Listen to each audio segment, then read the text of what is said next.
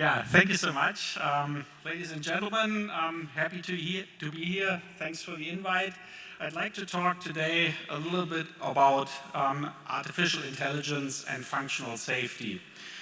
You've seen some of the tractor applications that we can experience out here. A lot of these rely on artificial intelligence. But in the end, it would be important for us to start thinking about functional safety at all. I'm showing you a really old picture here. This is in the mid-70s, an industrial plant accident in Italy that released a pesticide that really caused a lot of problems and a lot of harm.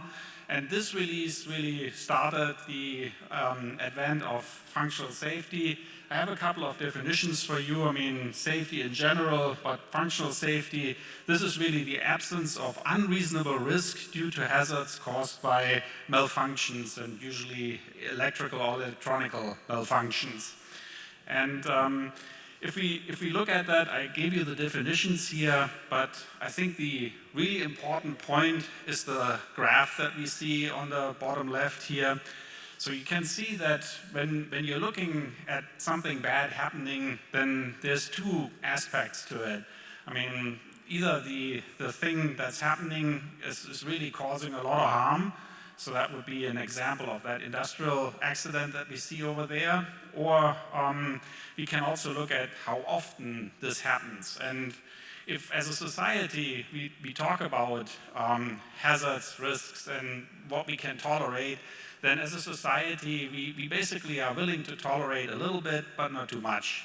And that green curve that you see on the diagram here, that basically shows acceptable risk.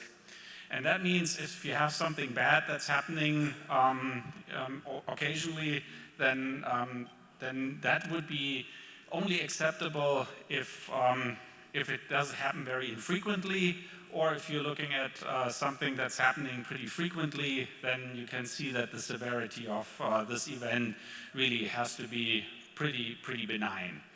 And then in the blue line basically shows you when you do a risk analysis, you could say, well, I'm expecting a hazard here to happen, and now I know how severe this hazard is and how often it can happen.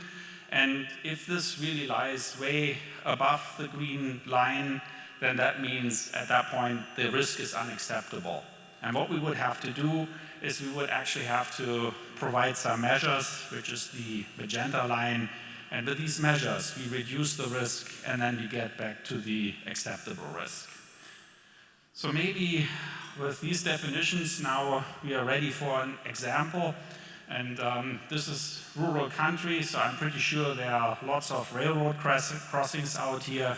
And if you're thinking about a regular railroad crossing somewhere out in the middle of nowhere, all you have is a sign, and then the hazard at this point would be that a vehicle is on the rail tracks when the train is approaching, and at that point in time you could have a collision.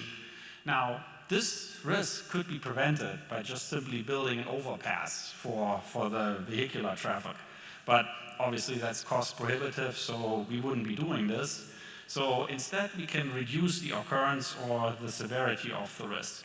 And then the example that I'm showing here is basically now you're putting a barrier and maybe a light and an acoustic signal in there.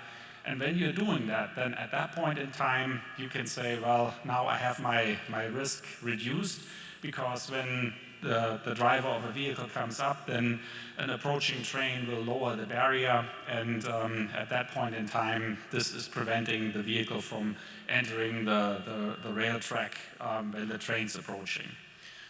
But this is a technical solution, so as we saw on the previous slide, there's some things that can go wrong in this case. And here we have probably some software involved, we've got some hardware involved.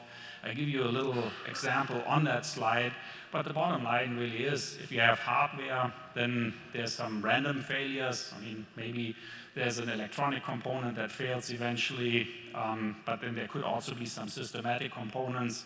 This is North Dakota after all, and so in the winter, maybe we get moisture in the mechanism of the barrier and it freezes. So these are things that we need to consider when we put these things together. Now, it took me a while to get to AI, but now with this slide, I'd like to introduce this.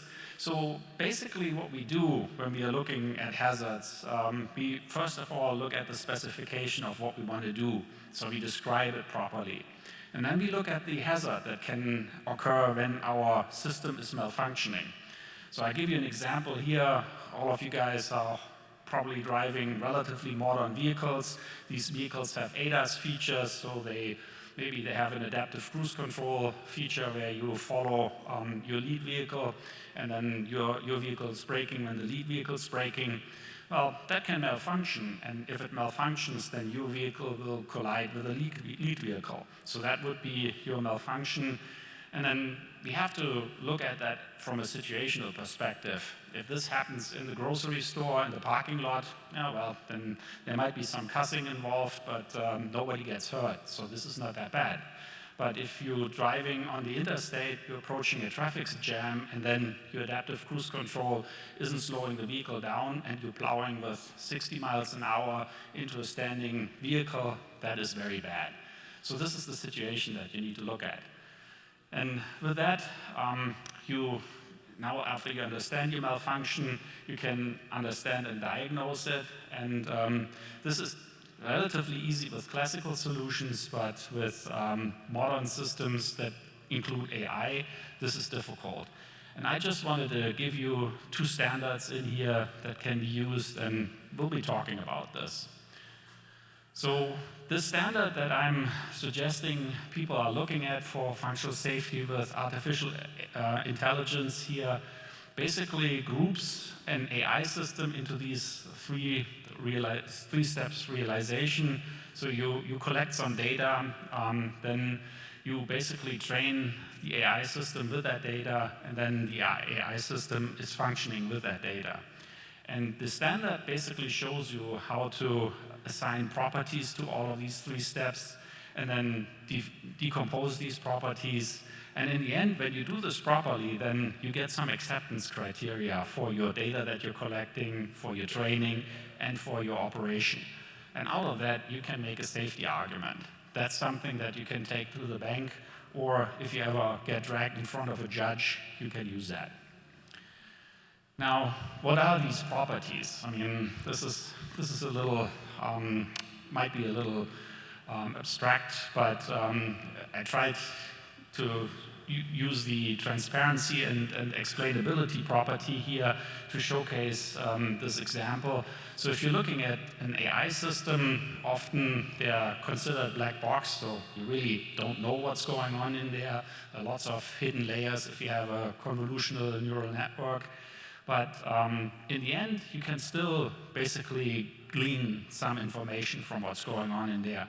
And this example here shows you that a little bit. So if this were a system that were maybe trying to identify a human being by figuring out that the person actually has a face or not, then the AI system could work like the one that I'm showing here. So it starts by looking at the image by just looking at some very simple characteristics to the left, and then we are making noses, ears, mouths, and so on out of that, and then we're building that into an actual face. And if you have a way to actually look into the system and then get this information, now you can actually starting to say we are getting some transparency and explainability out of it. Coming to my last slide here, sorry to rush through this, but anyway, don't want to go over.